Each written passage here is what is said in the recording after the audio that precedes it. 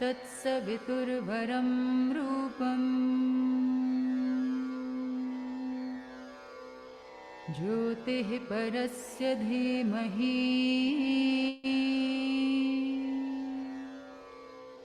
यन्नः Satyen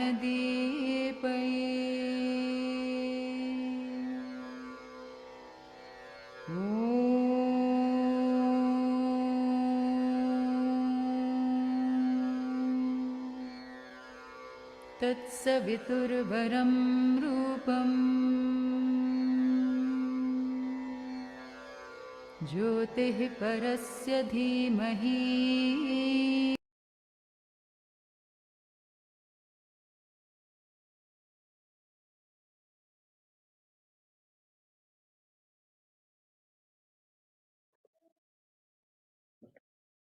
So welcome everyone. I think maybe we can start. So I hope we took a little time with the mantra to gather ourselves, and now we can jump to the book. So last time, if I'm not wrong, we were here, page number 44. So we can take an overlap and continue from this page, page 44, starting from here. So anyone who would like to feels like reading, please unmute and go ahead. So we have done the first paragraph, but we take it anyway as an overlap. We'll take it. Yeah. Yeah, I'll start. Yeah, Monica, I'll go. Sorry, Tade, you want to read? You can read. No, Tadaji, you can go ahead. Sorry, thank you. Thank you. So there are two things you have to do when you have discovered the disorder, the disharmony, big or small. First, we said that this disharmony creates a kind of tremor and a lack of peace in the physical being, in the body. It is a kind of fever. Even if the fever is not general, there are some localized fevers. There are people who get restless.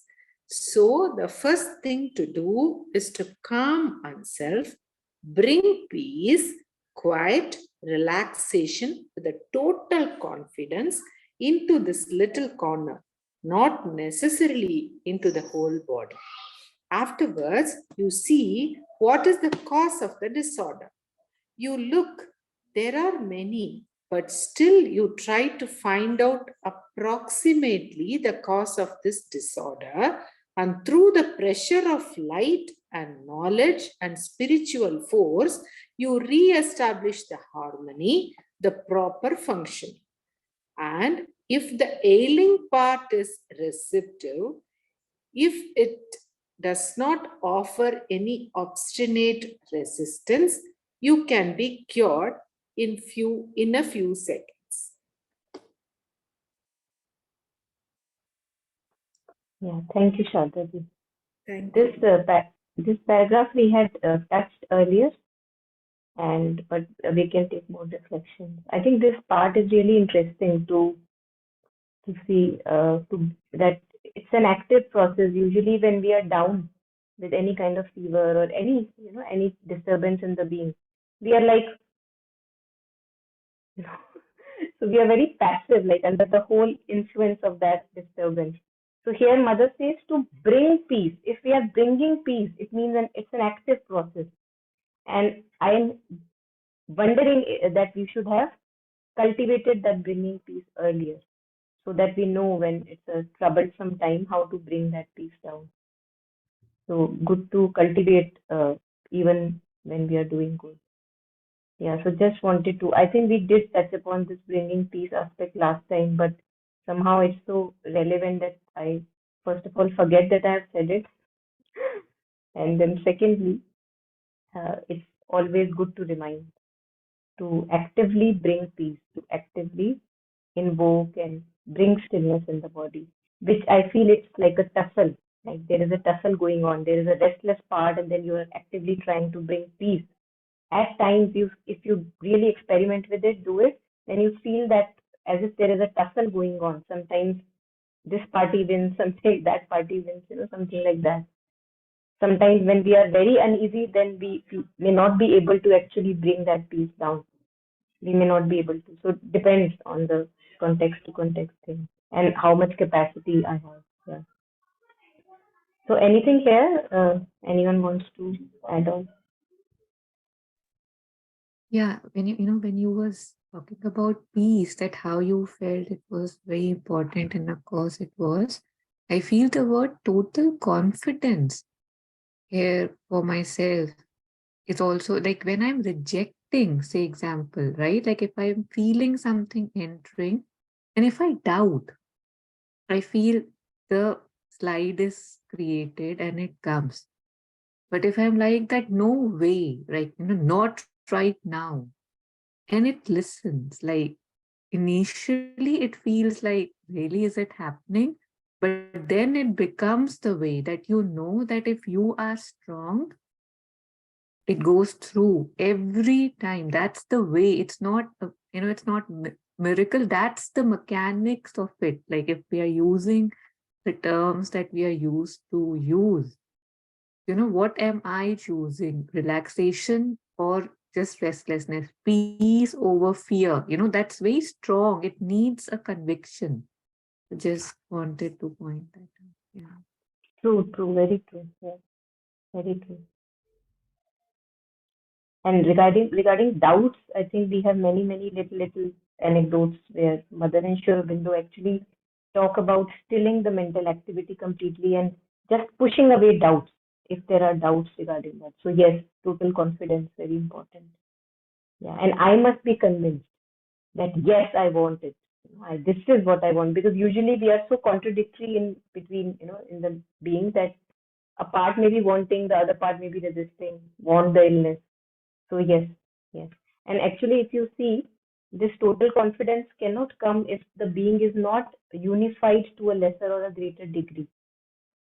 So if there is a little unification there, that yes, many parts of my being together, they are aspiring for that peace to come, and they have no doubt. So that unification, I think, also links it here to the total confidence. Yeah.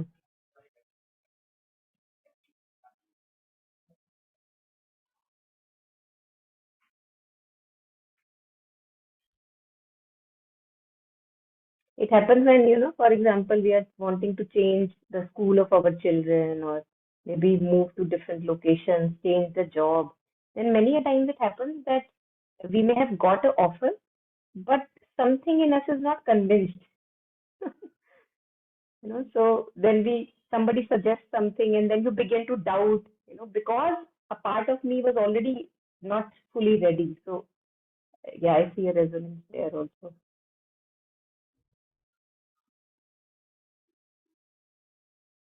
Okay, so we can take any further reflection on this passage, or we can move ahead. Anyone?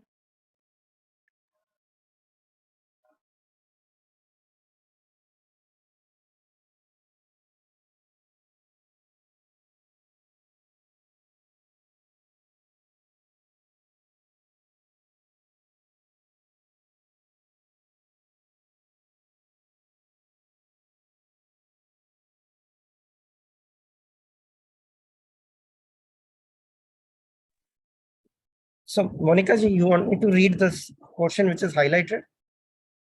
Just a second. Taru, you want to add something on? So please add, then we can. Yeah, I actually wanted to clarify something. The last sentence of the first paragraph, and if the ailing part is receptive, if it does not offer any obstinate resistance, you can be cured in a few seconds.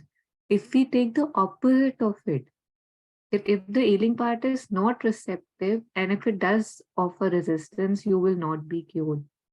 So right now, first we are instilling peace, we are confident, we are no, the rejection part, I don't think it's here, but yes, the bringing in peace and relaxation. So,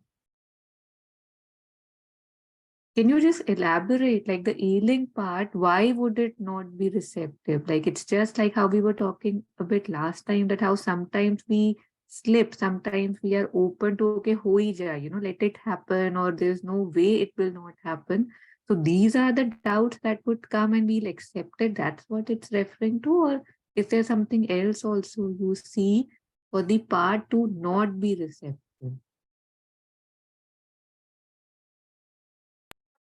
I think a little while ago we had said, which were the poking of vital and mental also in the body, that the vital would use the body up, that okay, let it remain in. And I think many other things also be associated, because each center of our body, each organ is also associated with many kind of emotions, and there are detailed books on them. And for example, if guilt is there, shame is there, or some resentment is there, there are particular parts of the body which may get affected. And if I'm still holding on to get that grudge and wanting something from that storyline, I think then at that part would give me resistance. And if an aspiration arises in the body, that yes, and the vital and mental, the poking of the nose can be cleared with my own consciousness, then I feel then the body aspires to be well. That yes, I want to be well. So that would be dissolving of resistance. That comes to me here. Yeah, thank you. Yeah, the Yeah. understood. Yeah, thank you. Yeah. Yes, Nandini. On that note, I was reminded of a talk I was listening by Shraddhalu, and this was something that was asked from him. I think it was on aging and healing, that workshop, and this was asked that why on certain parts of the body healing really works. So it was actually a practitioner. I think she was pranic healing practitioner or Reiki practitioner, and she asked that why on certain part of the body healing works, and for certain part it's really hard. And she was saying from the experience, and his answer was really fascinating. And he said that he said whether it's healing or whether you are trying to consciously bring, especially in spiritual sadhana, consciously trying to bring the light down, uh, not all parts of your being will be receptive to the light. And this could be many reasons. One of the reasons that he actually said about what you were telling about, about blockages of your chakra from with a lot of resentment, grief, expectations, and all of that. It could be that. He said that is something that can still be worked on. And the other thing he says that I really found interesting was that he says that some of the part, actually, for example, your upper body mind, you really work, and your upper body, you really work, but certain parts of the body are not very active. So if you have been really lethargic and you have not really been engaged in physical activity, that certain parts actually go into inertia. So because they have been in inertia and conscious for so long, they are not receptive, they're not open to any kind of light.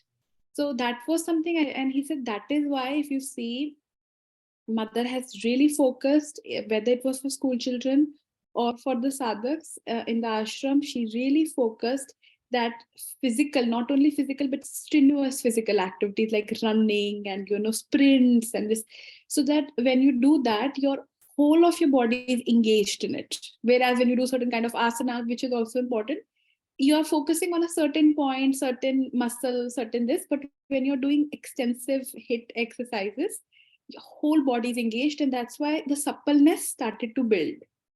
So he says it depends now with whom you're trying healing, but if you're trying with somebody younger, I would actually encourage them to, if it permits, to actually engage in physical exercises, so that part of the body starts coming out of inertia. So that is also, I thought, that the obstinacy can also come from inertia, which is, of course, we know, unconscious, and that is why neither the healing energy or the divine energy can actually penetrate, and it's harder for them. So yeah, on that. Yeah, thank you. Yes, that's very important. Yeah. But again, you see that it's so complex, because now there is a book called uh, When the Body Says No. by Gabor Mate. It's a very famous, acknowledged book.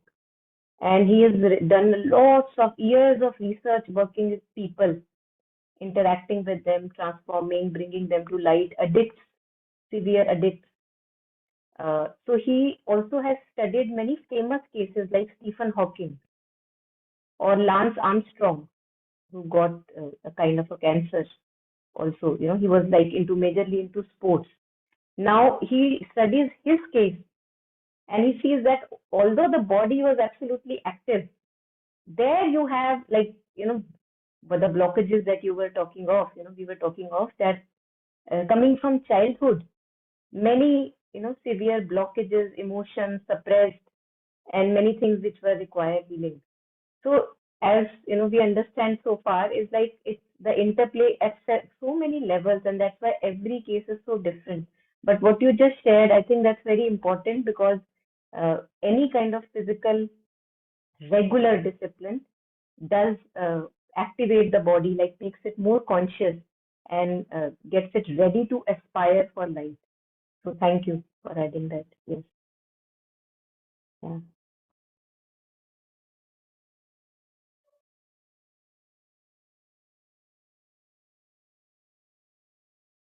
Because one can ask this question that what about athletes? Could they never fall in? So that's where that thing gets again complicated, like a little entangled.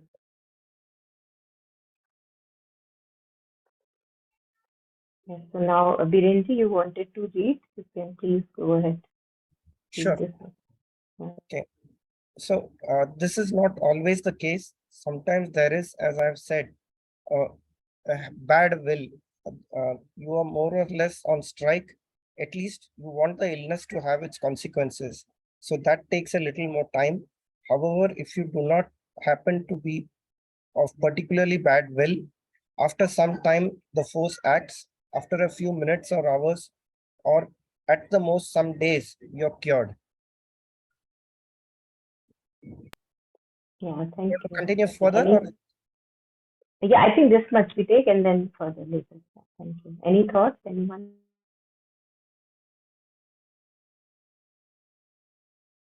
so it basically, the way I have understood it, it means, the illness is more in the mind than in the body.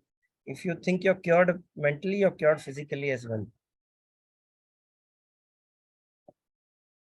Yeah, I think in most of the cases, yes.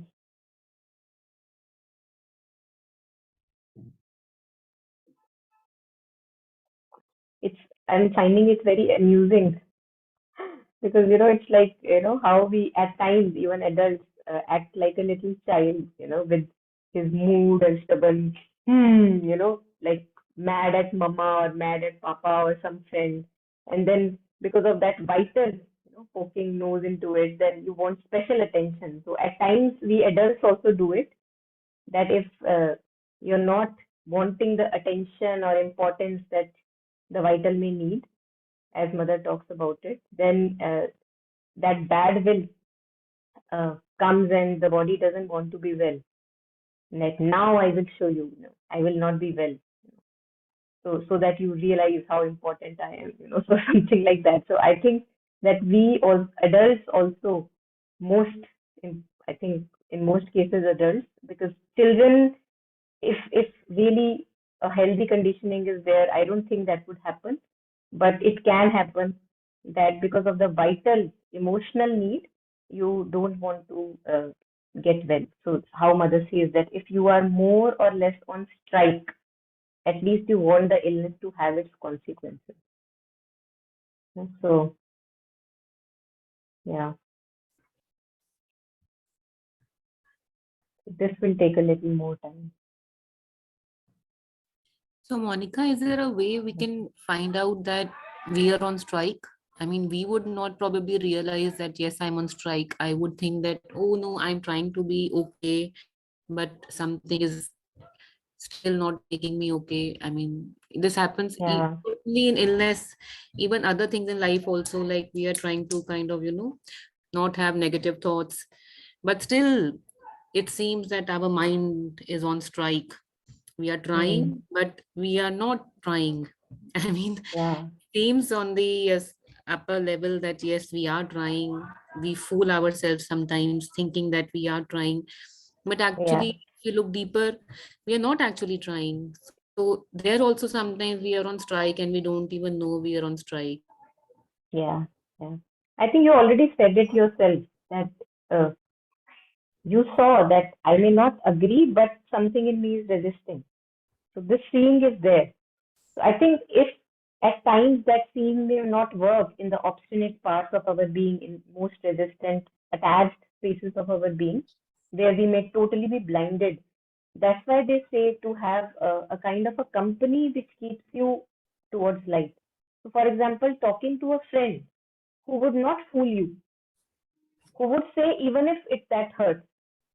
And as mother says that if you listen to truth, at times it hurts a little. So the friend, if it's that kind of a friend, that he would, if you are acting up, the friend would let you know that I think something is wrong. You may be acting up, and it doesn't hurt you, or you don't pull yourself down in a bad mood. Rather than acknowledge the fact and thank inwardly, even if it's hurting a little, that yes, you are right. There was something that I was holding on to. So that's why they talk about importance of good company. This is what good company is, that it would not allow you to go towards darkness, but it will take you or show you the light, although it may hurt. Yet, and mostly we don't have friends like that. We don't have, because when it hurts, we say तेरी मेरी कत्ती, तूने मुझे ऐसा कुछ बोला, कि मेरे को ठीक नहीं लगा.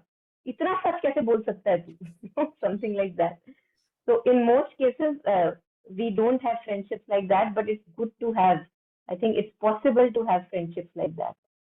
So that could be one of the possibilities. But yeah, there may be more. So people are welcome to share. At least, and you must be receptive. For example, in friendship there is love. You trust the friend. So because of that love, if it's coming from a person that you love and care for, although it's a kadvi sachai, like a truth that hurts, you take it because you know that the person doesn't mean any bad thing. He is not manipulative. He is not doing it just for the sake of it. He is telling the truth because he wants your good. So I think that genuine love, affection, and knowing that the other person would not want anything which is harmful for you, that also is very helpful. Yeah, right.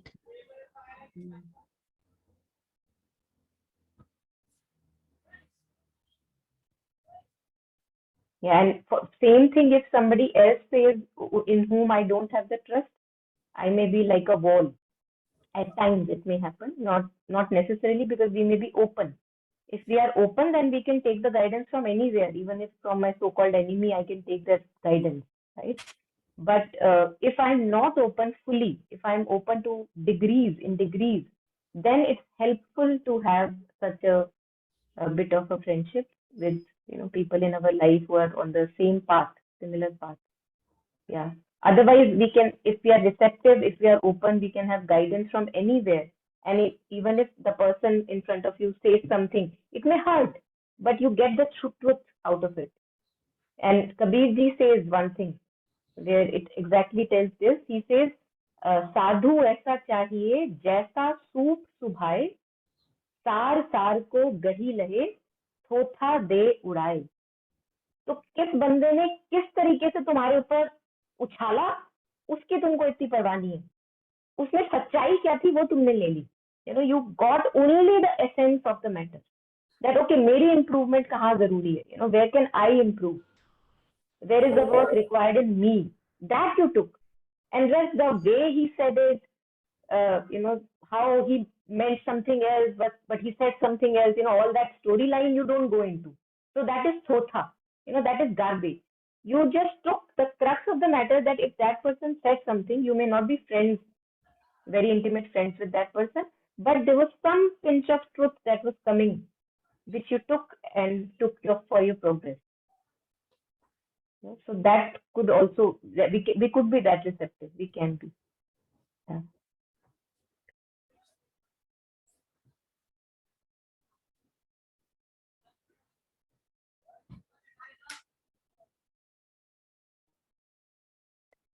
Yeah, I think this is extremely, extremely important, and I hope we all can, see this that I would say almost every time if somebody says something we don't want to hear or we didn't expect, it just goes straight in that, now, mere do, it's like just that I'm already suffering maybe, and now that suffering has been added on because my friend, my brother, my sister, my person also said that I am doing that also wrong. Oh, poor me. Like I take everything because personally, right? मुझे बोला, मुझे बोला. तो मुझे बोला के drama में I'm always losing on कि अच्छा बोला क्या वो सुना. I lose it, right? Like just that trigger comes, and I feel that's also the way Maya operates. Because if we see the universe, life is always trying to teach us, right? Lessons upon lessons, lessons upon lessons, but I get so stuck to my story, my shield, my protection, that I keep missing the lessons again and again and again. But if I've seen that now, yet the slippery slope would be to just catch, oh God, like mujhe bola. But once I can maybe step aside a little bit, and even if I'm hurt, if I can just see, acha, let me see bola kya, right? Suddenly something shifts. And even yesterday, Nandini was sharing about one of her friends that somebody told her you're greedy, and she felt so hurt. But after a week, week of reflection, she agreed and she was so grateful to that person that, oh, thank you, because I couldn't see it. I couldn't see it. So just small, small examples of us being honest to ourselves more than anybody else. And my storylines, my dramas, they stopped me and I led them every time. So a lot of potential here to now see. Because again, what is my aim? What is my aim? Is it everybody should be just happy and friends and all, or do I want to see what is stopping me from progressing? Where is my evolution? So if that aim is there, that moment to moment, day to day, in my everyday things, then it would be easier to see that okay, jo bola side mein, matlab, how it was said, whatever, but what was said, let me look at that. It shifts. First, you're going for that, then slowly you start going for this. Okay, I've fallen well, unwell maybe. Yes, it's paining, but what happened? Where did I miss it? What was my movement? And then it becomes more deep. It leaves certain lessons that you can, if you want to, can incorporate, can learn from, can surrender more, offer more and get more grounded. Thank you. We had this discussion exactly in yesterday's session, and after the session I was reflecting on it, because that's something we all face, and no matter how much we try to kind of respond, but that chain of reaction doesn't leave us. One thing very interesting I realized before the end of the day was, from my own experience, I've seen that things that people tell me which are very harsh but are not true. For example, I remember somebody telling, oh, you're very arrogant, long back in college or something. In my deepest knowings, I know that I at least I'm not arrogant in that sense. Arrogant, it, I just shrugged it off very easily. Very easily I shrugged it off because it didn't bother me. And many other cases where in your deeper self, if you know this is not right, it won't really bother you. Somebody say, oh, you steal money, or just giving example, or something small, or you're lazy, and if you're really industrious, and it won't really bother you. But things that really bother me are the thing that universe is really teaching me, but my vital is resisting. So my deeper self, my soul, my consciousness need that lesson to grow. But because my ego is like a veil that resisting is something that, So I remember recently I knit a very nice hat, for my partner. It was Valentine's Day and I started learning knitting. Very nicely I knit, because I'm starting to learn different things. So I thought, okay, nice, I'll knit a hat. And when you're making something so passionately, of course you make mistakes.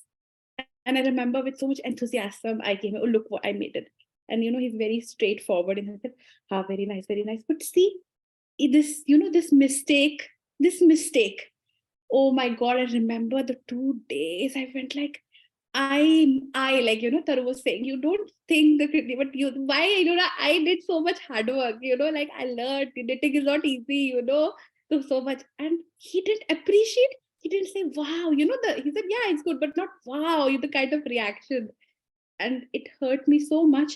But I remember after 5 6 days, when that vital disappointment went away and I was really sitting down, I have a daily calendar that comes, Mother and Sri Aurobindo's quotes.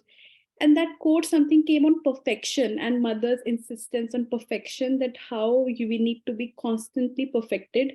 And immediately I realized, oh my God, that was such a big lesson that was there. It was placed in front of me that, okay, I did something, but doesn't mean it stops here. I have to keep improving. That two mistakes next time, I should not make that too. I should do with so much concentration that those two small mistakes doesn't happen. And I said, why 3 days I wasted in that drama, in that this thing. So I mean, my soul wanted to hear it. It wanted a mirror in front of me to reflect it.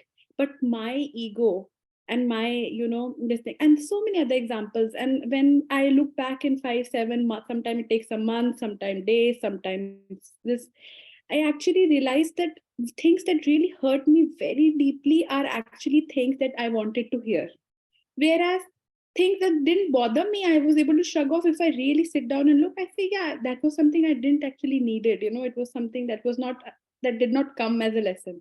So it's for me, like, I feel like that things that's really piercing my heart, making me cry for days, are things that I should pick, like a fork, like Mother said, that forking that pearl of wisdom and cherishing it and, using it. But it's hard, it's not easy. But even like I was telling Taru, but even if we cultivate that attitude, like Jutsunma says, if somebody is very bad to you, you can actually say in your heart, thank you for being so bad to me. So that training your mind to take criticism and not get agitated by it. So inside, even if you're getting hurt, like even silently, if we can say thank you, thank you, thank you, just practicing it so that it doesn't like bother us so much is a way of retraining your mind in that sense. Yeah.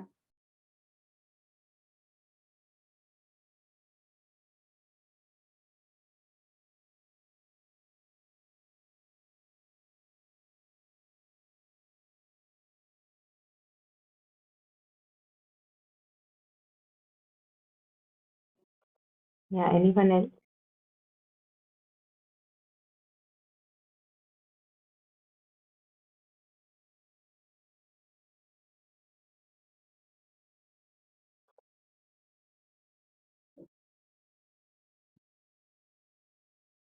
So if there is not particularly any bad will, then it's easy for the force to act.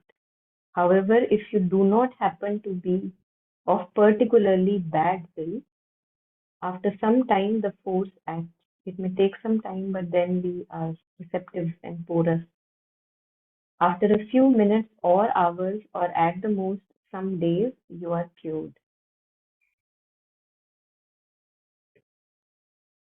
Yeah, so we have a bigger one here, but I think we'll take it all together.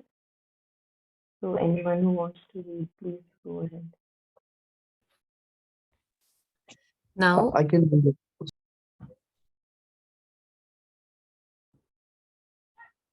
yeah, Jagan, go ahead. Okay. Page 44.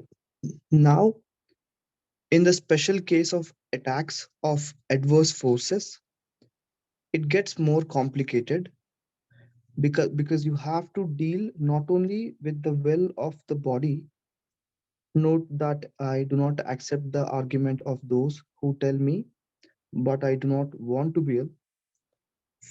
For your consciousness always says it does not want to be ill. You would have to be half crazy to say, I want to be ill. I'll just read that one more time. For your consciousness always says it does not want to be ill. You would have to be half crazy to say, I want to be ill. But it is not your consciousness that wants to be ill. It is some part of your body, or at the most, a fragment of the vital that has gone astray and wishes to be ill. And unless you observe with a good deal of attention, you do not notice it. Ma'am, should I continue further? Yes, please. Yeah. Okay. But I say that the situation gets complicated if behind this there is an attack, a pressure from adverse forces who really want to harm you.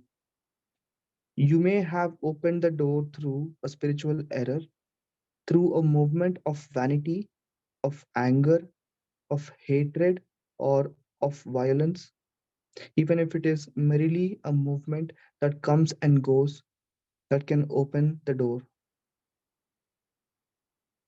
There are always germs watching and only waiting for an occasion.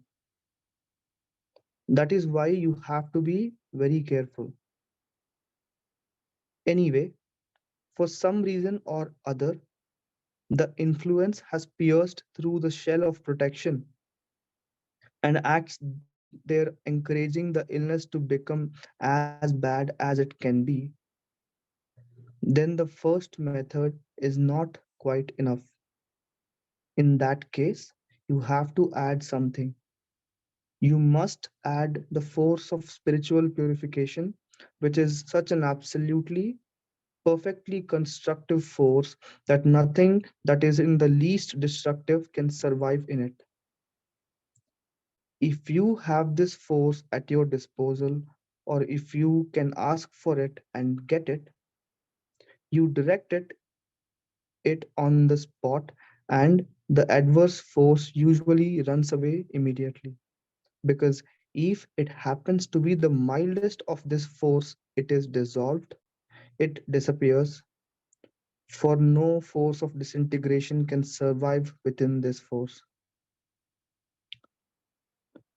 Therefore, the disorder disappears and the adverse force disappears with it. It can be changed into constructive force that is possible, or it may be simply dissolved and reduced to nothing. I'll just read this one more time. It can be changed into constructive force that is possible, or it may be simply dissolved and reduced to nothing. And with that, not only is the illness cured, but all possibility of its return is also eliminated. You are cured of the disease once for all, it never comes back. Thank you.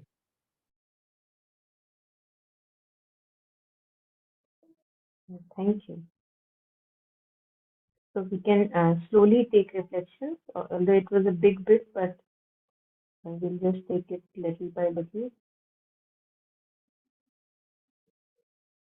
Yeah.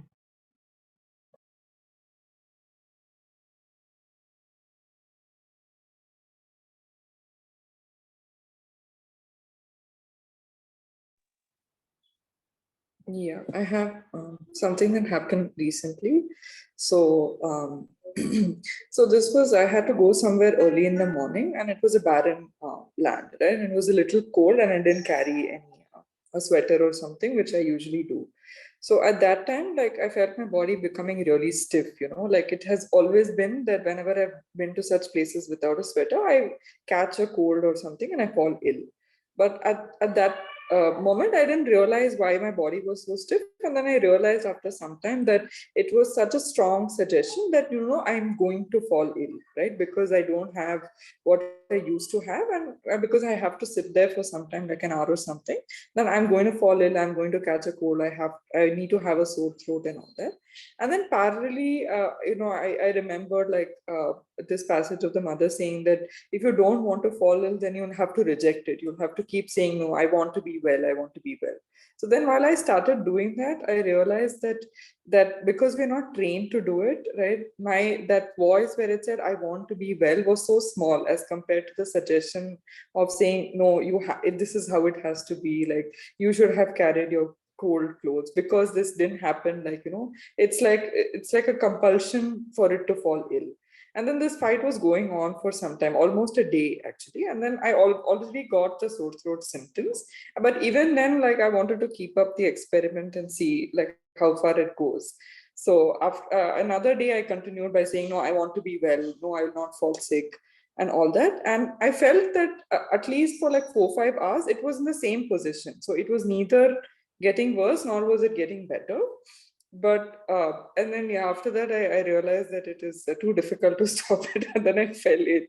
But yeah, as we read over there, that like even if both are complementary, sometimes you can see how that I want to be ill, like my body has suffered and it's just how it is, it has to be, was so strong.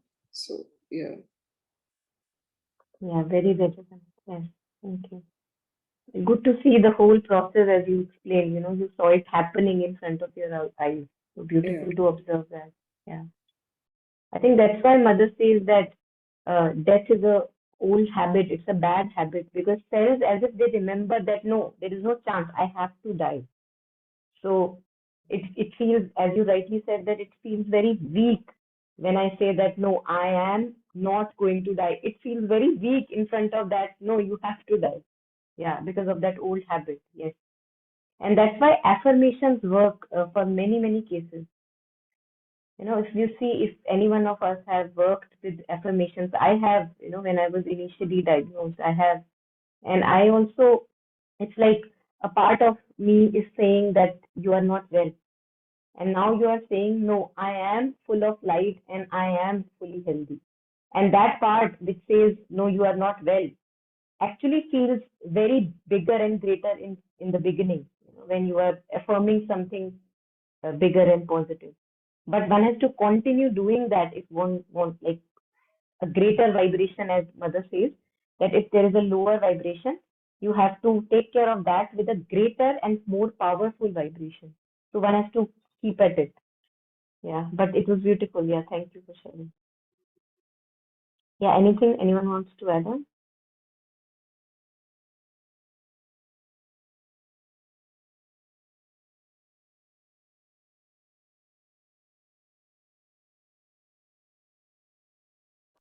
I think this is very Yes. funny where mother says, yes, yes.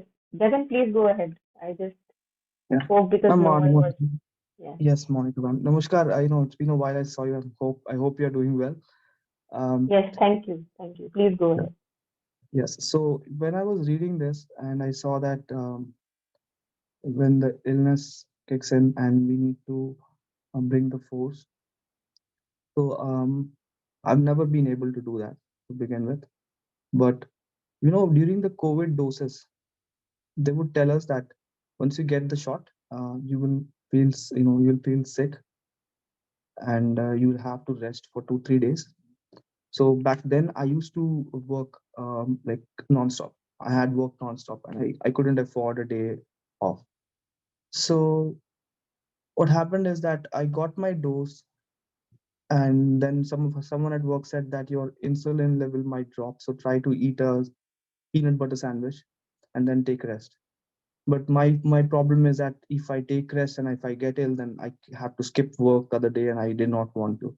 So what I did is I thought, the body, when it sweats, it maintains a temperature. So I thought I should just go for a run. So I went for a run about I had a trail near my house, so I went for a run into the woods, deep into the wood pretty much. And about 4 kilometers away, I realized that I cannot walk anymore. And it was dark and there was nobody around. And I just sat by the side and I thought, okay, I just messed this up. I don't know what I'm going to do.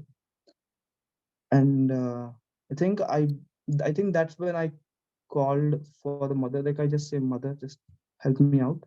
And 30 minutes down, and I was again able to stand, and I was not able to run anymore, but I was able to walk back home. And after coming home, I saw that where did this energy come from? Because my temperature was so high after that, and where did that come from? And then I realized that I didn't realize it then, but now I'm reading this, so now I'm understanding why it may have happened. So I just wanted to share that. Thank you. Yeah, beautiful. Thank you. When we ask for it, we get it. But oftentimes mother says, I think this is very beautiful. I find it very beautiful that she says that people ask for the divine grace and force and light when they are not well or when they are in the middle of something. And it comes. It comes in various forms and it helps them come out of the muck or whatever disease, illness, darkness. But they are very funny. Mother doesn't say funny. Mother uses something else. Mother says that, but later on, once they have recovered, they forget or they don't even acknowledge to themselves within that it was grace that cured them. And we do that, we do that very often. That we use the thing that cured me, maybe homeopathy cured me, or veganism cured me, or this or that, or some kind of dietary change or physical exercise may have cured me. But I forget that it was actually I asked for grace, and it was grace acting through that particular thing that cured me. And that is why we see that homeopathy may work for one, may not work for another. Allopathy may work for one, not work for another. So it's not actually that particular thing that works, but it's grace and also faith. Wherever we have faith, that really works. But somehow we are so much obsessed by ourselves that we forget, we claim it on ourselves that I did it. I am the one who was so disciplined that I was cured. Yeah, so it's good to remember that grace of what you were sharing. Yes, Nandini.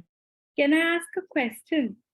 I was reading Ramdas, and he in his 70s he got a paralysis attack, and he was bedridden, half size was paralyzed, and very interesting that he calls his stroke as grace, not his stroke actually, but the attitude that he developed from his stroke. And I remember he said, one of the members, the name I don't forget, some Ma, who was also a follower of Neem Karoli Baba, she even sent him Hanuman mantra so that it can be cured, curing to the Hanuman that may the illness goes away and all of that. He said, but by that time, I have actually, this thought, this realization has come to me that this stroke has actually come to take me to a bigger realization, which my healthy body wouldn't have really taken me. And that was something really like striking for me, that and that too such a severe illness where your whole body is in chronic pain.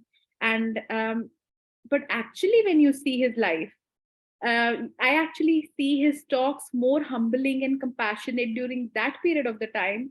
Whereas although he's a wonderful speaker, in his youth, I still feel that spark of not arrogance, but that something, but it humbles down so much in the fact that he can't even, when he's not even able to talk, he's not even able to think properly, he's not even, he even say pain is so much debilitating that, sometimes you can't even sit and lie down properly, but he's still meditating, he's still writing books, he's still collaborating. So I somehow, and but in Mother and Sri Aurobindo and integral yoga, we, like I have always seen that illness is not needed to do the work. It is a disharmony. Mothers keep saying it, that it is. So I just wanted to discuss that. Maybe like that sometimes confuses me. That can illness really come as a way of taking you to the next step of realization, or is it always a disharmony? Although even Ramdas says that this stroke happened because he did not take care of his body, he did not, and that is needed. You should focus on this instrument that's there for the service of the Lord. But still, is it not necessary in all cases? Or is it necessary in some cases? So I was just wondering that. Yeah, very pertinent question. Anyone wants to add, share anything?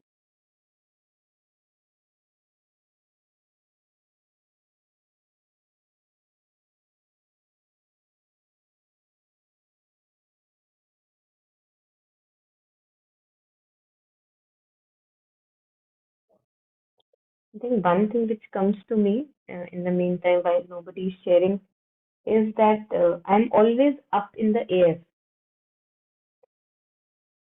I may feel that, see, the way I live is so grounded and I'm so humble. Inwardly, I may say to myself that no, no, no, I am not arrogant and I'm not up in the air, but we are, and we don't know we are. And since, as Mother and Sri Aurobindo talk about, and we resonate with that, that the aim of human life is growth of consciousness. That's it, growth of consciousness. So, in front of growth of consciousness, which is further and further grounding, so that one can go up higher and higher. The more grounding it is in my life, the more challenges. We must have seen that there are people who are so some really beautiful people, really open heart and very full of generosity, kindness, compassion, intelligence, and they are very, very grounded. Like, and if we look at back at their lives, they have gone through too much of pain, and that pain and diseases and suffering, somehow that's the way we further and further are grounded deeper and deeper, so that we can in our consciousness grow higher and higher. The very example that you were sharing of Ramdas ji. So I think that comes to me when you were sharing this, that anything at all is a cheap bargain for what we have to do, the mission in life, which is growth in consciousness, growth of consciousness. So, disease, illness, yes, on a certain level, they may be disharmonies, but on a certain level, they are required so that we get more grounded. And it feels like the divine must have seen more capability in Ramdas, that okay, here you go. Yes, you are grounded. Yes, you are intelligent. Yes, you are wise, but you can be more. And for that, such kind of challenge comes, and it as you rightly said, that he says in that documentary also, which is a very famous one, where he says that it just took him higher. It was an act of grief, further grounded him in more humility, more depth.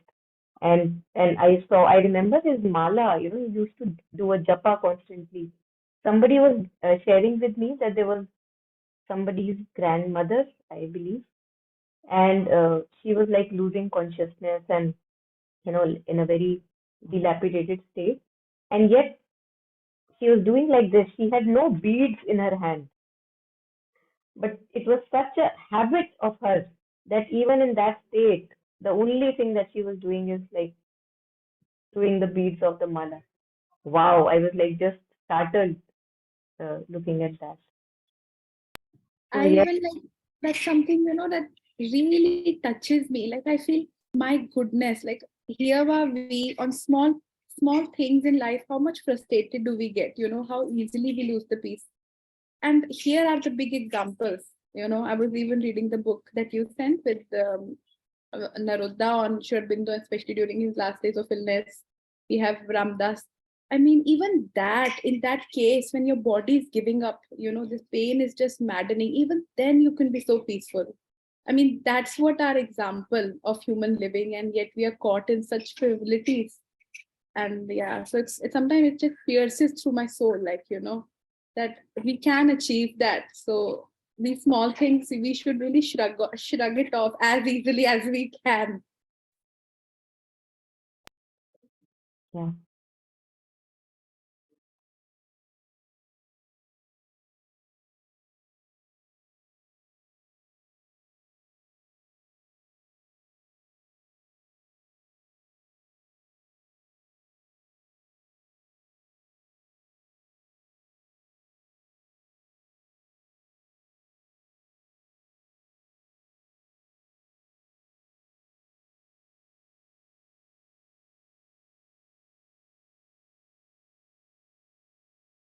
Yeah, anybody else wants to share anything here?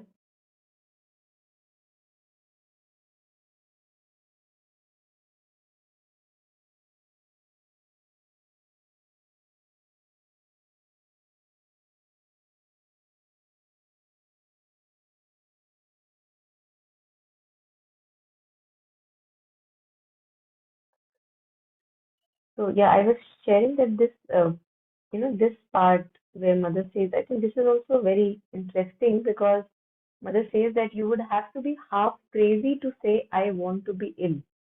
It means true honesty that yes, I actually, a part of me wants to be ill. So it feels to me that it's like almost only can be have if we are half crazy, because usually we are always pretentious. We are always not very honest with ourselves.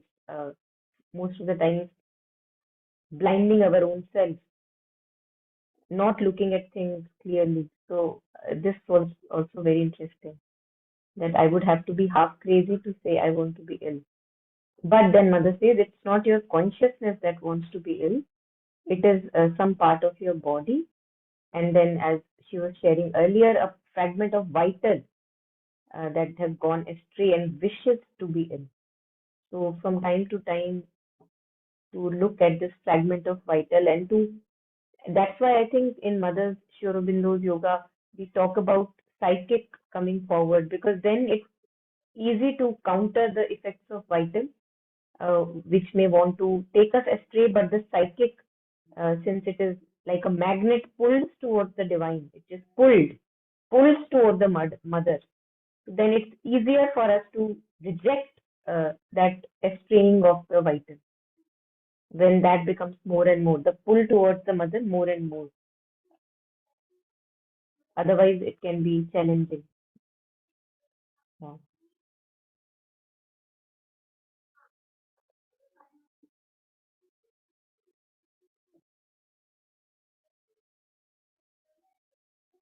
Yeah, anything here? Anyone? We can take the next bit a little.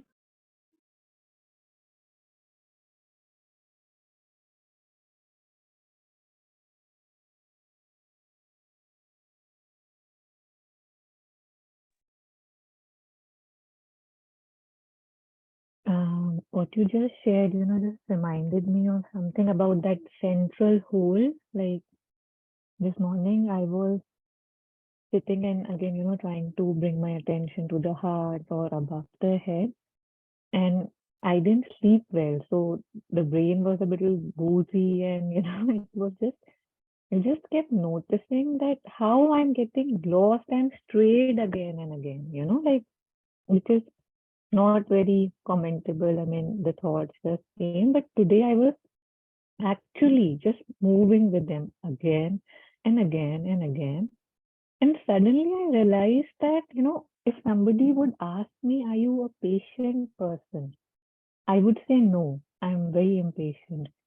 And but in that moment, I realized that there was something or someone so patient in me that here I'm lost in the loop of thoughts throughout the day. Like, years of my life, I've been lost. And now I give myself, say, 10 minutes to focus on somewhere I want to focus. And yet again, the loop of thoughts are there and I'm getting lost. And still that place, that thing inside is still just nonchalantly just waiting, just sitting that, okay, okay. Like not a, kind of frustration. कि कितना wait करूंगा नहीं देखना तो मत देखो, like all the stories that I mostly get lost in, those are not there, those were not there. So I could for the first time feel that there is so much grounded or patience in me which I cannot even put in words, because for years and years, maybe lifetimes, something in me is waiting that, okay, whenever you are ready. Okay, whenever you are ready. Like, how huge is that? And I don't even realize that. So, yeah, thank you.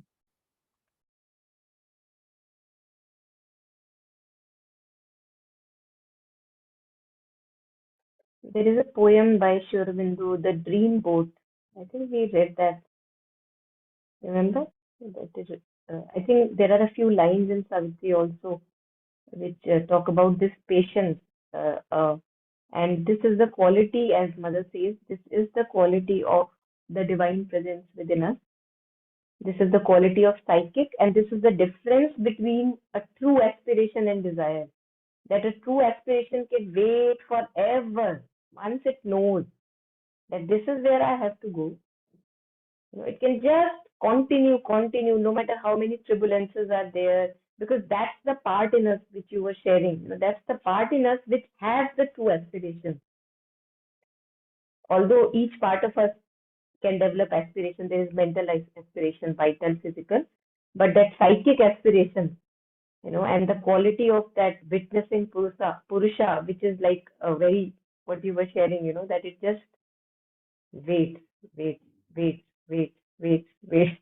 So in front of that waiting, lifetimes go by and the waiting is happening. So I remind myself of that poem Dream Boat here. Maybe we can read at least, if not reflect right now. Just a second.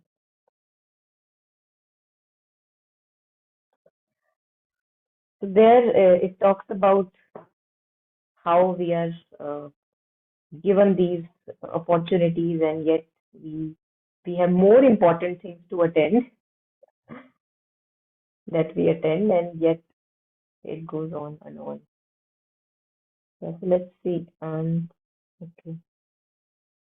Oh, it has also been illustrated. I'm just reading it right now by Hutadi. I don't know about it, but you may find the illustration from there. Oh, here it is. Yeah.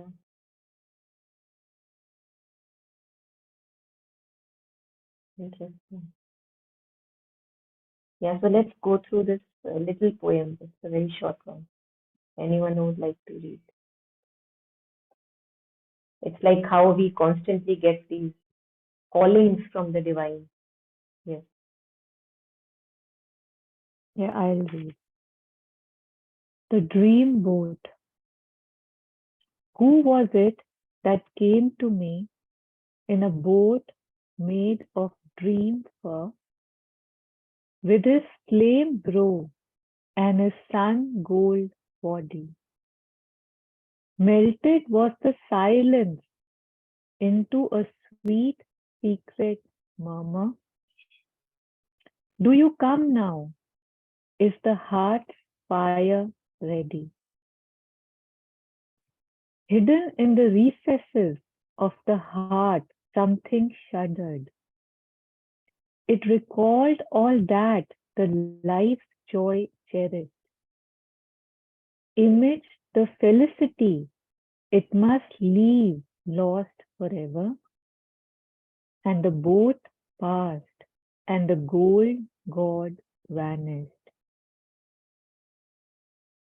Now, within the hollowness of the world's breast inhabits, for the love died and the old joy ended, void of a felicity that has fled, gone forever, and the gold god and the dream boat come not.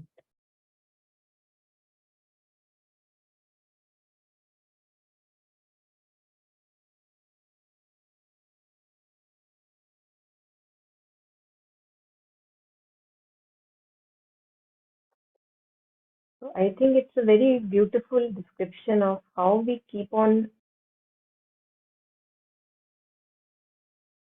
rejecting, one can say, the divine grace that we time to time feel. It's not that we don't feel that divine grace in us, those glimpses that are given to us.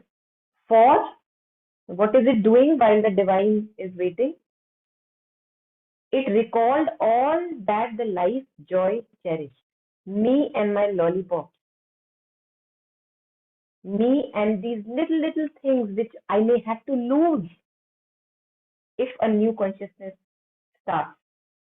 Image the felicity it must leave lost forever. So in the meantime, while I'm engaged in what will I have to lose, The boat passed and the gold god vanished. This happens every moment. This happens every moment we have a true communion within. We are totally connected, and then something or the other comes as a glitter and takes us away. And then after that glitter has died, he also describes that for the love died and the old joy ended. Now, with the hollowness of the world's breast, now there is again a hollow in my heart, void of a felicity that has fled, gone forever, and the gold god and the dream boat come not. And it's like at times it may appear saddening, but it's like moment to moment. It's not that once I think that's the compassion of the divine that you were sharing with your example. That's the compassion that no matter how many times we reject the divine for the little lollipops that I crave for, it still is there, it still is there, it still is there, always, forever. I think that's why we call Karunamai, full of divine compassion.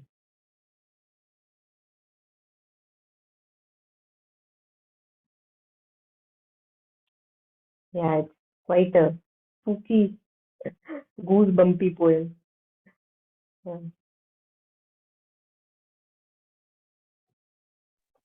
Where it says that do you come now? Is the fire ready? And yet, like what I was hearing in the morning, maybe that question also a lot of, in the sense, when we are waiting, we often let the person know we are waiting, right? We might say that take your time. There's no rush, but I am waiting. I'm waiting. And yet there's something inside which is not even, or maybe I'm not even conscious enough to hear that it's waiting. Like the extremism of patience or just presence without making it think that, I'm something and I'm waiting. Like the king is just sitting, not even saying I'm here, for example, right? Like the humbleness, the groundedness of the big, just available. That are you ready? It's like whenever you are. I'm not saying anything, but just yeah, I'll stop. Actually, this is very, this can get really expanded and we can take it even further because this in Savitri, this comes as a pact between Purusha and Prakriti. You remember? We had read this, the two who are one.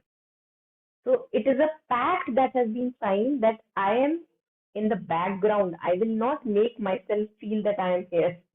So let's just maybe take this opportunity to see this. I was remembering this word supernumerary here. You see, although it's all colored, I'm sorry, but maybe I can underline it. This one, supernumerary. So he hopes in her to find himself anew, incarnate, wedding his infinity speed to her creative passion's ecstasy, prakriti, all the movements and thoughts, feelings, storylines, all that. Although possessor of the earth and heavens, what you were sharing, that one doesn't even make oneself feel big. He leaves to her the cosmic management and watches all the witness of her scene, a supernumerary on her stage. Supernumerary is an actor, like we have, a dance going on. There are two actors in front, and then there are background actors, like 50 of them. That is what supernumerary is. Like nobody looks usually at a background actor, but he's there. So yeah. So this, whoever is interested, they in their silences they can go through page 62. How there is a pact between Purusha and Prakriti that I would not be seen. Yeah, it's delightful. Yeah, thank you for bringing it up here.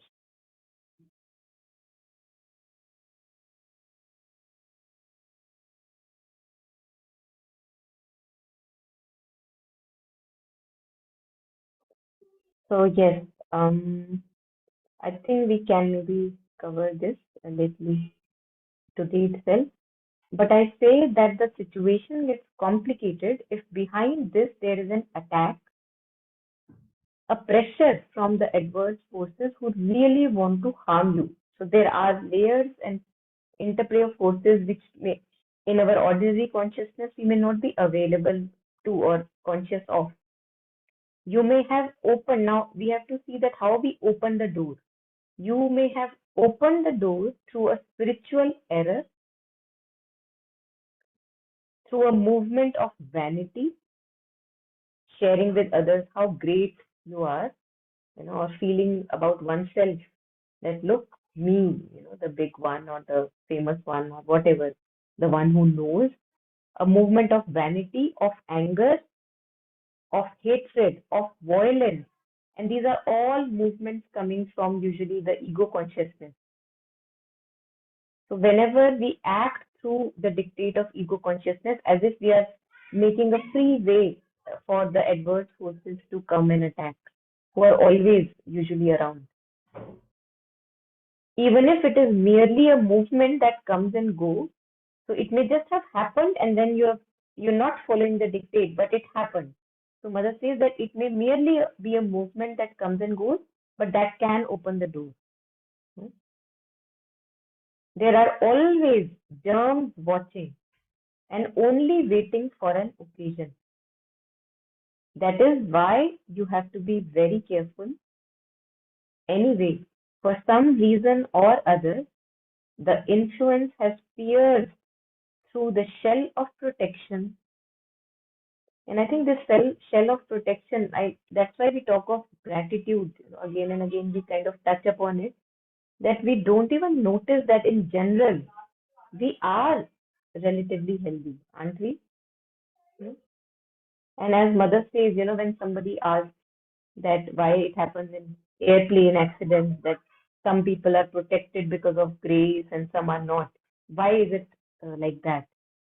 So Mother says that it's very funny that you don't realize that every day thousands of planes are running, flying, and they are fine. No accidents happening. So isn't grace working then? Why do you notice the grace working only when there is a clash, there is an accident? So I think when in day-to-day life we are relatively healthy, functional, we don't acknowledge that we have this shell of protection.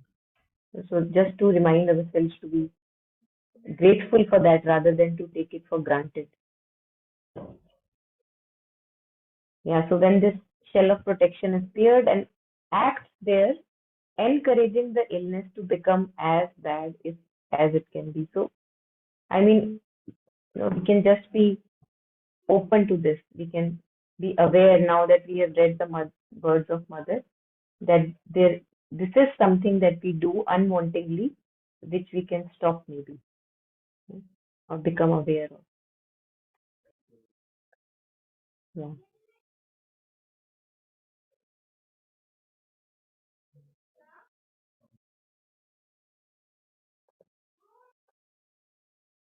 So maybe we take this bit and then we can end. Then the first method is not quite enough. So in case of a spiritual error, Mother is saying that the first method is not quite enough. What was the first method? Anybody remembers? I think, yeah, maybe bringing peace. This seems like the first method.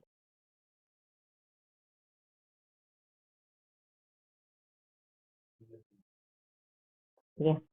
In that case, you have to add something. You must add the force of spiritual purification, which is such an absolutely perfectly constructive force, and that nothing that is in the least destructive can survive it. If you have this force at your disposal, or if you can ask for it and get it, you direct it on the spot, and adverse force usually runs away immediately, because if it happens to be in the midst of this force, it is dissolved, it disappears. It's like, how acid dissolves whatever comes in front of it. So, and Mother later says that even the possibility of it coming again is eliminated. So this force can come to us in various ways. We would only know, or maybe the divine would only know. One of the ways in which actively we can invoke this force, or a few ways, would be a constant, like how a japa is very protective. So if we constantly invoke the mother, that could be one means. And the other means would be as we have been sharing nowadays, when we allow the force from above to descend, you actually feel something in the body viscerally coming down into you. And if you have experimented with it, if you have cultivated that habit of connecting with the force above and letting it come down into the body in your usual good days, then it is possible to connect with that force in the middle of a problem and to let it come in the body and to do the correction. It's like a bodily feeling that there is some liquid or something is coming down and acting on your body. So that is one of the ways in which we can, mother says, ask the force. You can invite the force to come down, because other methods are not working. But again, if we'll not be able to invite the force or connect with the source of the force if we are usually not habituated to do it. And that is the very fact why masters, mystics have said that do it when you are relatively healthy. Please do it. Now you know the importance of it. Cultivate it. Cultivate it. So this, I think those of us who are open to it, at least we can cultivate it in our usual good days, so that in so-called difficult situations, we can ask for it to come down. Immediately we connect. Yeah. So any last comments before we end, anyone?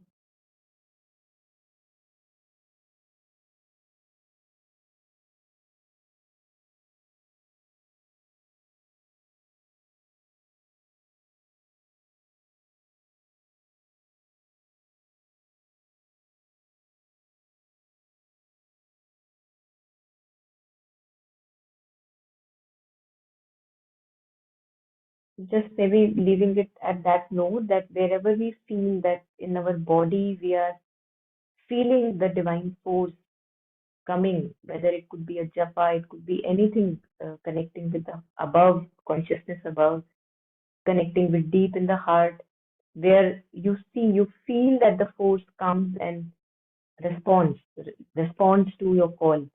We must cultivate it in good time. So then if there is no reflection further, maybe we can take a last moment in silence to dedicate, share the merit of our collective reflection, reading, understanding, sharing this merit with all the sentient beings. May our hearts be full, contented. May we be all well, and may we have lots of joy and progress in our life.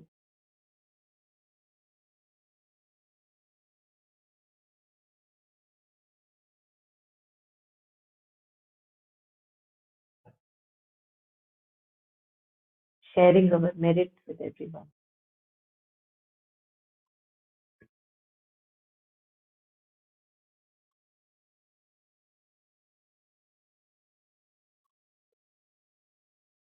So thank you. Thanks everyone for joining in.